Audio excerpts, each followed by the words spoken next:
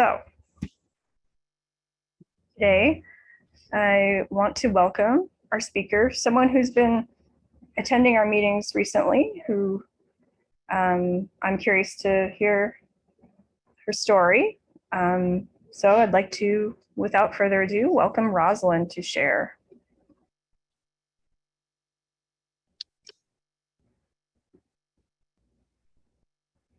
Hi, everybody. Thanks, Bridget.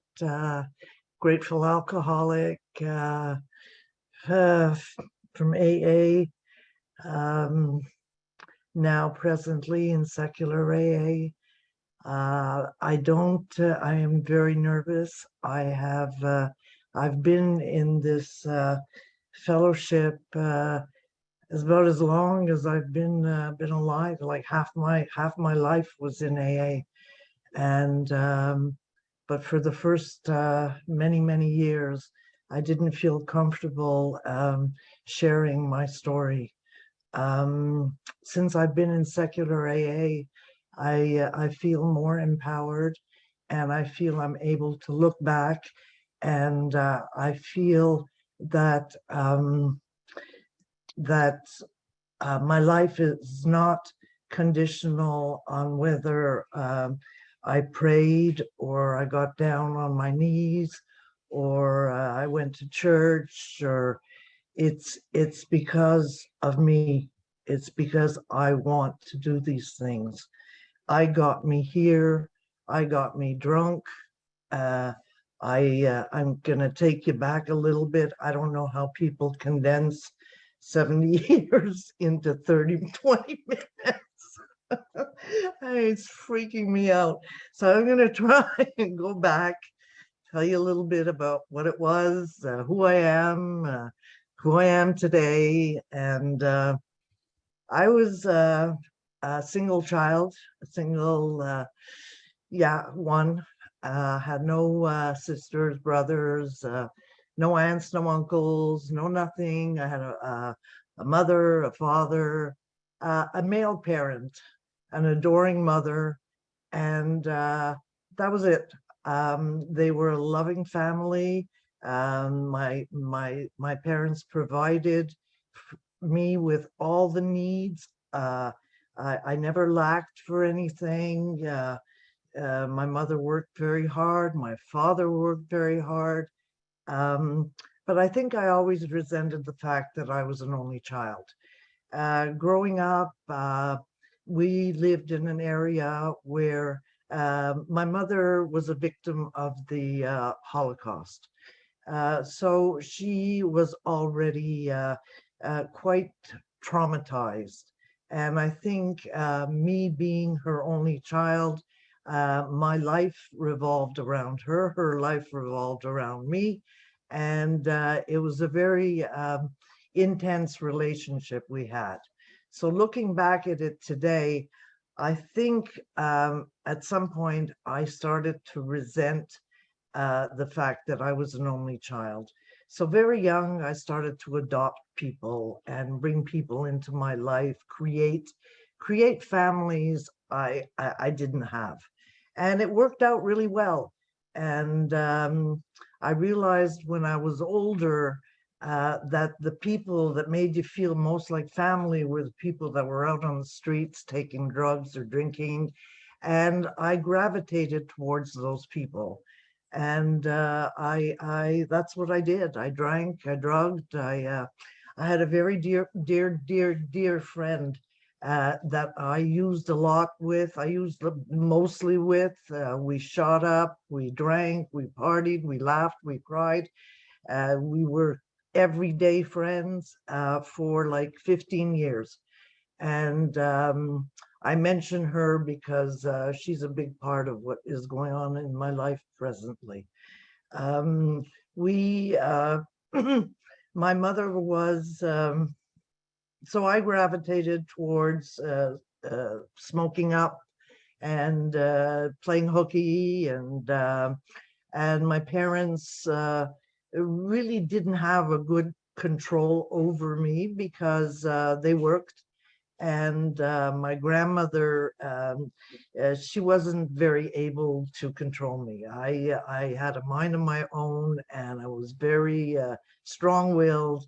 And so I hung out with these people, and I acted out, and I did stupid things, and I gravitated to drinking a little bit, and hanging out with really crazy people, motorcycle gangs, and stressed my mother to the hilt.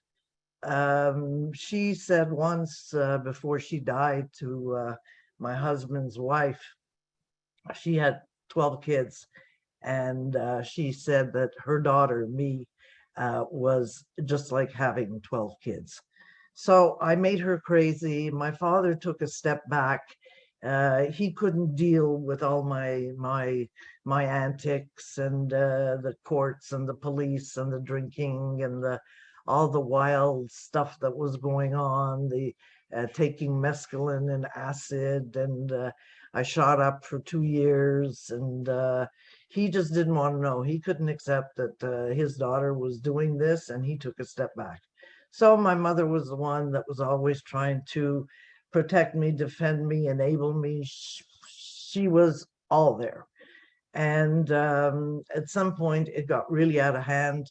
And I started to realize that once I took up a drink, I was not able to put it down. I was not able to stop at a certain point. So I understood there was a problem. My mother definitely felt I had a problem. My friends were hiding their booze when I came around. I noticed that I was like the first one at the dépanneur before it opened in the morning. Life, all my thoughts were around alcohol after 2 years of giving up shooting up. I did the transference, and I started drinking a lot, and it became pretty insane. I had a lot of accidents, and anyway, and it was my mother who always stepped up and took care of me. She thought she was loving me. Looking back today, she was somewhat enabling me.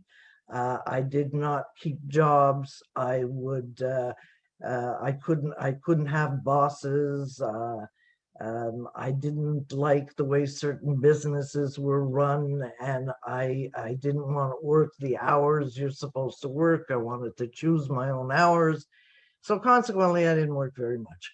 And she took care of me. She provided, she paid my electrical bill, she paid my rent, she paid my food, she paid for everything, she paid my drugs, she paid my alcohol, not realizing that she was really enabling the situation to further.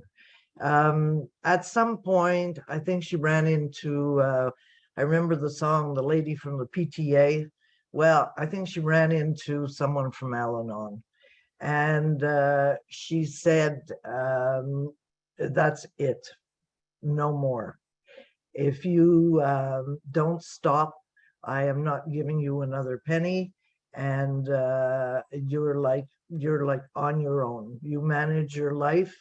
You made your bed, you sleep in it. I'm not going to give you any more money. I'm not going to pay your rent. Not going to buy you food. You're on your own. And she gave me an option to go to the Betty Ford Center, which is in the States. I'm in Montreal. Or to find a place in Montreal. I didn't want to go to the Betty Ford Center. It was too far, and if I wanted to run away, I wouldn't be able to. And so I found a place in Saint-Philippe, Quebec, which is not that far from where I live. I went into that rehab, and I stayed there for 8 weeks. Magic happened. I fell in love with some people there. I loved the just being away from alcohol. It gave me a new sense of being. We had a lot of counseling.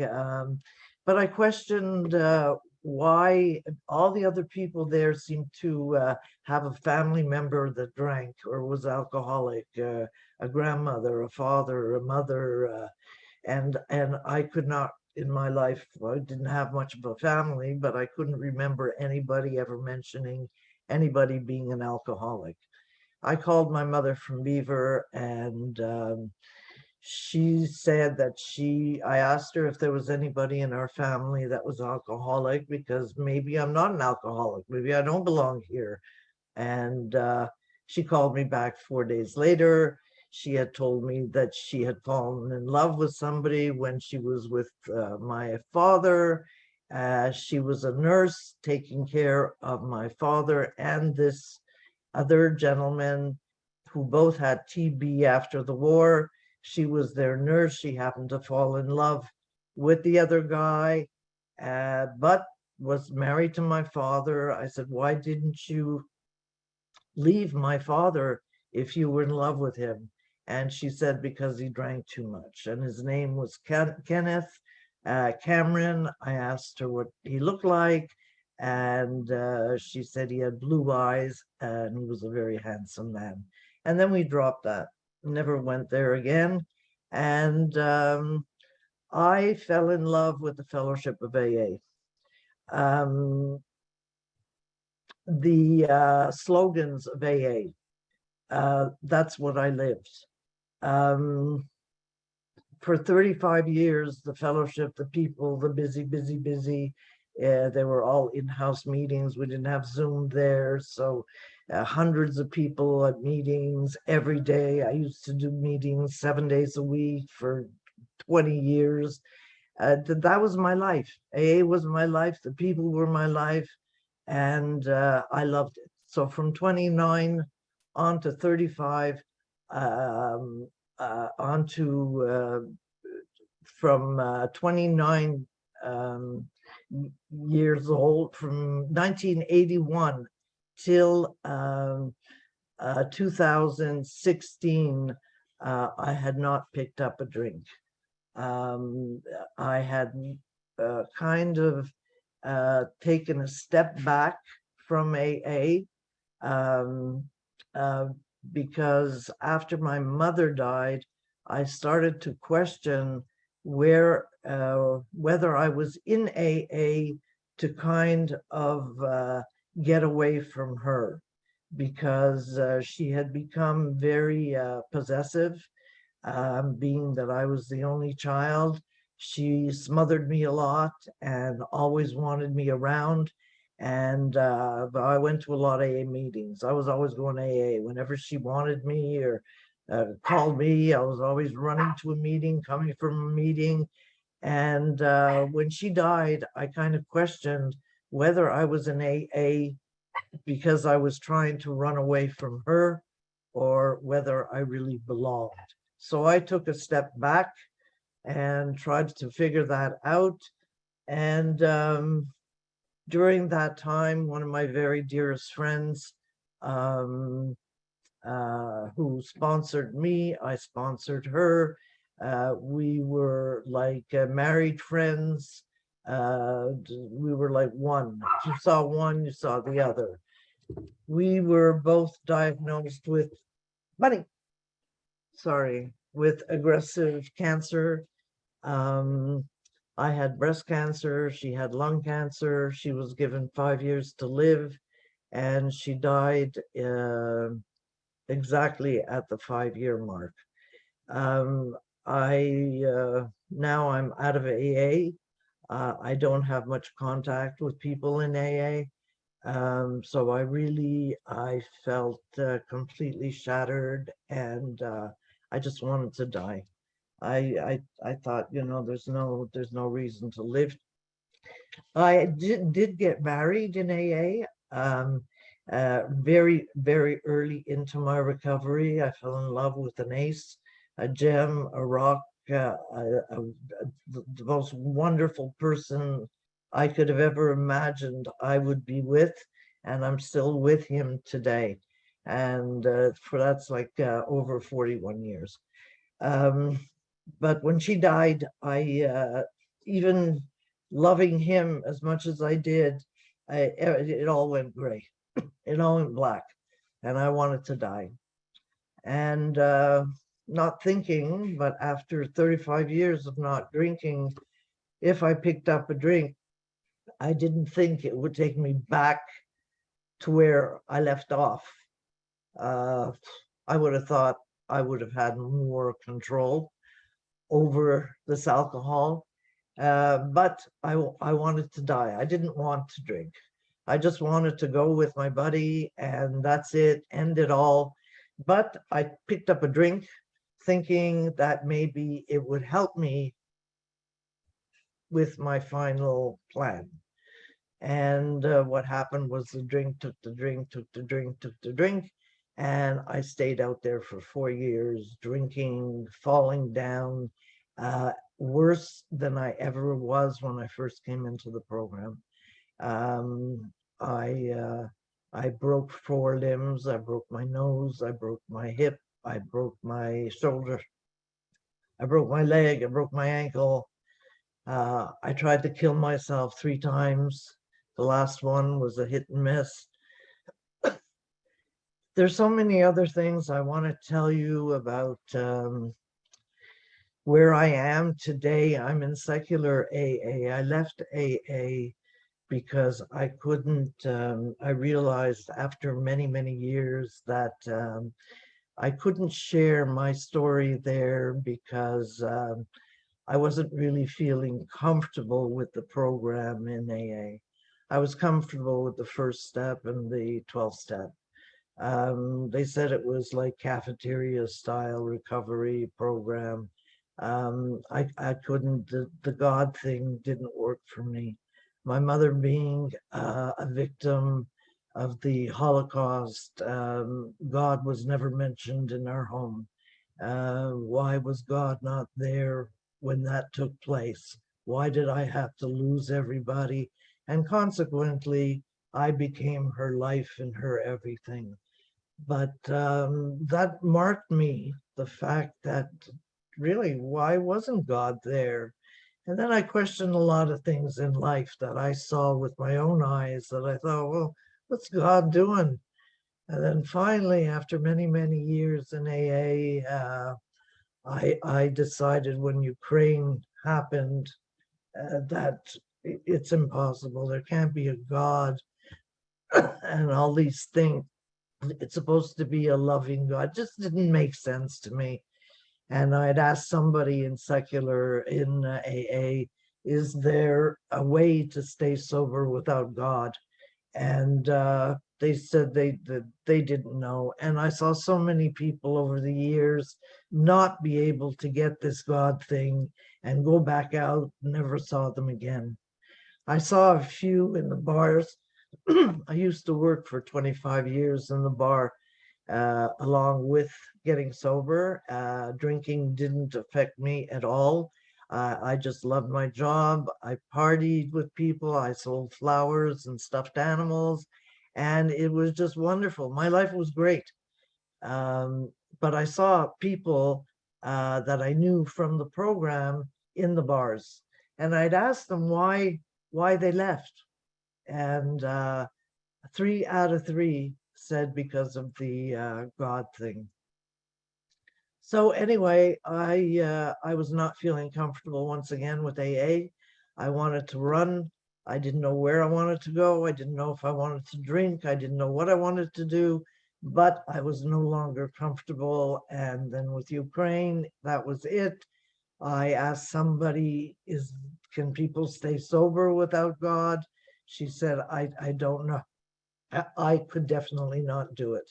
The next day I Googled, can one stay sober without God? And a million things came up. And from that point on, I started going to secular meetings. I go to a lot of Life Ring meetings. I happened to come to this meeting and I met up with Bridget and a lot of people that I also see at other meetings. And this secular has totally changed my life. It's given me a sense of power that I never felt I had uh, till about 2 years ago. 2 years ago, finally, a girlfriend, she's like a little kid, like my sister. She she was with me all through my insanity, the ins, the outs. She suggested that I come back to AA and give it a go after the 4 years of being out. And I was getting sick and tired of being sick and tired. And I agreed to come to a workshop. I went to a workshop in AA. I was there for a year and a half. They talked about God a lot. They talked about prayer a lot. They talked about two-way prayer. I had difficulty with one-way prayer. Now they're talking about two-way prayer. And finally, I couldn't do it. And that's when I searched. That's when Ukraine happened. And I searched out secular. And here I am today. And I don't know how long I've spoken. There's so much more I wanted to say. The girl that I started my journey with in when I was like 15, with the drugs and the drinking and the rock and roll and the shooting up. Well, she didn't stop drinking when I did. And today she is dying from cirrhosis of the liver. So I really thought that I wouldn't be here this week. I would be with her, but I will be with her next week. So I'm here. Thank you, Bridget. I think it's very, it's like a first in 45 years, so in 40 years. So I was very nervous, and I'm sorry if I was all over the place, but thank you so much. I feel a really, really a sense of relief. I love secular, and literally you've given, because I didn't know where to go. I was gonna go back out, and going back out meant there's no coming back. So thank you so much. I'd like to leave you with something Anthony Hopkins says. Um, Today is the tomorrow you worried about yesterday. And I so worried about today. And it's good. I'm okay. I did it. And I'm proud of me. And once again, Bridget, you don't know how much you've helped me. It could have been somebody else that had asked me, and I could have stuck to the old me. But I don't know, you must have something that just generated some courage in me. And I thank you from the bottom of my heart. Thank you, everybody.